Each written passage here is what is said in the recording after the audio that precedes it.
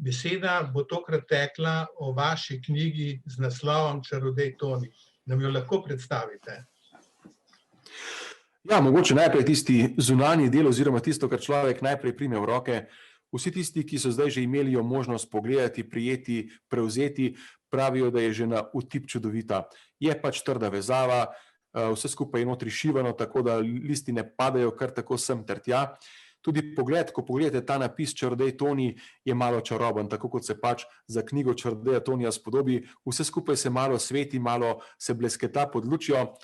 In moram reči, da je 240 strani branja, vmes pa nekaj čez 100 fotografij, dovolj dober razlog, da nekdo vzame to v roke in prebere. In kar me najbolj veseli, prvi odzivi so takšni, da marsikdo to prebere v enem kosu, tudi berejo do polnoči do zjutraj, kajti pravijo, da vse skupaj kar vleče iz ene zgodbe v drugo in tako prideš do konca. So pa zgodbe sestavljene iz mojega življenja, od otroštva pa vse do današnjih dni. Kdaj ste pričeli s pisanjem? Ja, če ne bi bilo korone, nas ne bi bilo zdaj tule na tej zvezi, niti tega izdelka ne bi bilo tule pred menoj na mizo. Pisati sem začel 31.3.2020, povsem nenačrtno. Saj sem imel malo malih možganih, da bom nekoč to storil, ampak nikakor ne, da bo to tisti dan. In potem sem 23 večerov in lahko rečem tudi jutr včasih pisal in potem čez dan premleval, kaj bom še napisal zvečer. In to je trajalo in kot rečeno, po 23 dneh je nastal tale material.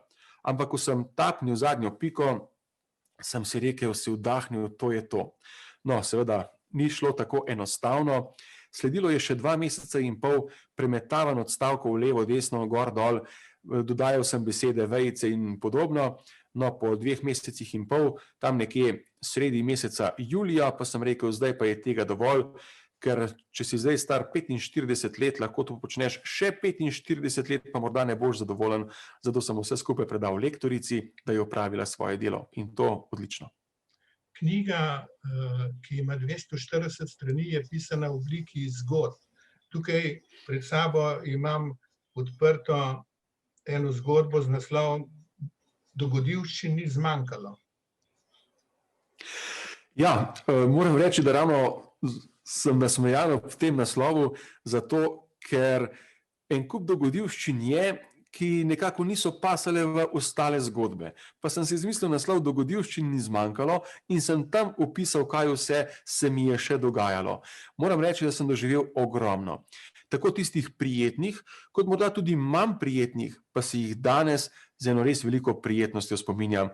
Tako da govorijo o dogodivščinah na mojih predstavah, kaj vse se je dogajalo, kaj vse se je pripetilo, do tega, kaj se je dogajalo na vožnjah do predstav, do srečanj s policisti in pa še marsikaj drugega.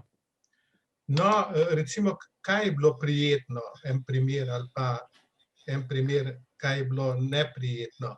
Recimo v knjigi sem zasledil, je bilo nekaj neprijetnega enkrat z nekim avtomobilom Lado. Kaj je bilo? Zdaj, če govoriva o tisti zgodbi z Lado, ja, ker sta 2 zgodbi o Ladi, ena je o Ladi Nivi, ena pa o Ladi Karavan. No, pri 17 letih sem si že omislil eno res staro vozilo Lado Karavan iz enega samega razloga. Moj najboljši prijatelj Andrej je že imel izpit, bil je leto starejši in sem si rekel, nič me bo pa on vozil po nastopih, ker pa sem imel poleg tistih običajnih rekvizitov še eno iluzijo, to se imenuje zaboj za prebadanje svoje asistentke. Sem rekel, bom pa to dal pač zadaj v prtljažnik.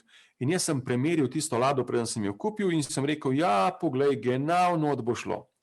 No, na koncu sem še izolacijo potrgal z tistih vrat dol in obrobe, ampak za milimeter je zmanjkalo, da bi šla moja iluzija noter. Tako da na prevoz oziroma prevoz z Lado Karavan ni bil mogoč in takrat sem se celo, ne boste verjeli, po Bledu odpeljal na nastop s traktorjem, ker je bil to edini prevoz tisti trenutek doma, da sem lahko prišel pravočasno do svojega nastopa. No, tudi tale naslov je zanimiv, najtežji nastop v karieri.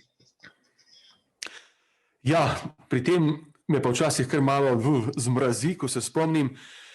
Veliko je težkih zgodb, takole je tudi pri meni kot pri vseh ostalih, ki zdajle mogoče gledajo v njihovih življenjih. In pri nastopajočemu pa je tako, ko ti nekako prideš slabe volje ali s kakšnim koli drugim razlogom nerazpoložen na nastop, tam ljudi ne zanima, a si ti dobre volje slabe, aj doma vse narobe, ali imaš težave, kakršne koli ene ali druge. Takrat moraš dati vse od sebe. No in v tej zgodbi opisujem, kako sem kot presenečenje večera na nekem kmečkem turizmu čakal pred vrati, da se zaključi glasbena runda, ravno je že igrala zadnja pesem in pred njo so napovedali potem mene kot presenečenje večera. In takrat sem še zagledal zunaj, da mi nekako se je prižgala luč na ekranu telefona, katerega sem imel v avtu za steklom. Hitro sem še pogledal, kaj je, in klical me je brat ob večerni uri, bilo je ob 10. zvečer, če se ne motim, se oglasim, kaj je, pa je rekel, Atija je kap. Takrat je mene kar zmrazilo, se je rekel, kaj je živ? Je rekel, ne vem, grem pogledat, bom zrihtal in ugasnil. Ravno v tistem trenutku je glasba nehala igrati in rekli so, z vami je čarodej Toni. In kaj storiti v tem trenutku? Iti na oder ob zavedanju, da imaš mogoče že doma velike težave oziroma da je oče morda celo mrtev. In takrat sem nastop ne vem kako izpeljal in ne boste verjeli, čez nekaj let me ena gospa spomni na ta nastop, je rekla, a ja, vi ste pa ta gospod, ki ste nas zabaval tam na Babnem vrtu, joj, koliko ste bil dober, še nikoli v življenju se nismo toliko smejali in zabavali kot takrat. Se je rekel, gospa, to je bil moj najtežji nastop v karieri. Je rekla, zakaj, smo bili tako slaba publika. Se je rekel, ne, bili ste že v redu, ampak povedal sem to zgodbo in je rekla, ne morem verjeti, da ste tako profesionalno vse to izpeljal. No in zdaj, ko tole govorim, je, hvala Bogu, oče še živ. No, tole je zgodba, ki vsebuje prijetno in neprijetno komponento, ne? Tako je, točno tako. No, sedaj pa prosim, če lahko še poveste, od kdaj je bila v vas ta želja, da postanete čarodej? Če po pravici povem, tako daleč mi spomin sploh ne seže. Odkar vem za sebe, sem komaj čakal, da bom kje zagledal kakšnega nastopajočega, da bom videl kakšen cirkus, tudi čarodeja, ampak to je bilo zelo redko. Doma, kje pa interneta sploh ni bilo, na televiziji pa smo imeli samo 2 programa, prvega in drugega, televizije Slovenija, takrat še mislim, da TV Ljubljana, pa še drugi je bil precej meglen in vse, kar je bilo od teh zabavnih programov, je bilo enkrat mesečno srečanje z Mitom Trefaltom, ko nas je zabaval v različnih njegovih oddajah. In takrat je na vsake toliko časa gostil kakšnega zabavljača, kakšnega čarodeja in to sem potem požiral s takšnimi očmi. No, seveda, Mito Trefalt je bil nekako moj vzornik še kasneje, kajti moram reči, da mi je bil zelo všeč njegov pristop do ljudi, pristop nastopanja. Skratka, kasneje sem imel tudi možnost ga v svoji karieri osebno spoznati, kar si štejem v eno tako posebno čast. No, prosim, če še malo poveste, kako ste se naučil teh čarovnij, glede na to, da šole ni? Ja, glede na to, da šole ni bilo, njo ni in pa glede na to, da ni bilo interneta, to vedno poudarjam, ker otroci in mladi danes rečejo, pač greš na internet, ne, saj ni problem. Ja, takrat ga ni bilo. In prva stvar, ko sem začel s čaranjem, ko sem našel prvi rekvizit na kmečki ohceti na Bledu, ko je Marjan Drofenik prodajal rekvizite in sem kupil strojček za izdelavo denarja. Mislil sem, da ga bo kmalu cel kup doma, ko vmes to mašino, v tisti papir not in ven, bilo je seveda vse prej kot to. No, kasneje pa sem skupaj s prijateljem, ki se je s tem že ukvarjal, postal nek tandem, da sva skupaj čarala, ustvarjala, kako in kaj, pa sem se potem srečaval s prvimi bolj resnimi nastopi, s prvimi kongresi, pa še s čim, pa seveda v tejle moji knjigi. Srečali ste se tudi s papežem? Ja, to je bila pa taka ena prijetna izkušnja, ki mi je bila, bom kar rekel, dana od nekje, ko je moj sin, danes tudi že čarodej Jan, lahko rečem, bil pri Birni, smo se odločili, da se nekako takrat čez pol leta odpravimo v Rim in res, ko smo se skupaj odpravili tja, smo doživeli prvo vrsto presenečenje. Ko smo se postavili za fotografiranje, smo bili vsi prepričani, da bo na fotografiji poleg nas samo še lepo ozadje, tisto v Vatikanu, katero vidimo običajno na televizijskih ekranih. No in kar naenkrat je prišel do nas papež, podal roko našemu gospodu župniku, tudi nekaterim od naše skupine in se postavil zraven, se slikal z nami in njegove besede mi bodo ostale zavedno v spominu, rekel je, Bled, Slovenija, potica, potica. Omenil ste sina, ki ga že vključujete v predstave. Koliko je star in na kakšen način ga vključujete? In kako vam sledi? Ja, moram reči, da je tudi ena taka zelo zanimiva zgodba, ki je opisana v knjigi. On je pri svojih 8 letih nekoč rekel, jaz bi bil tudi čarovnik, a ne.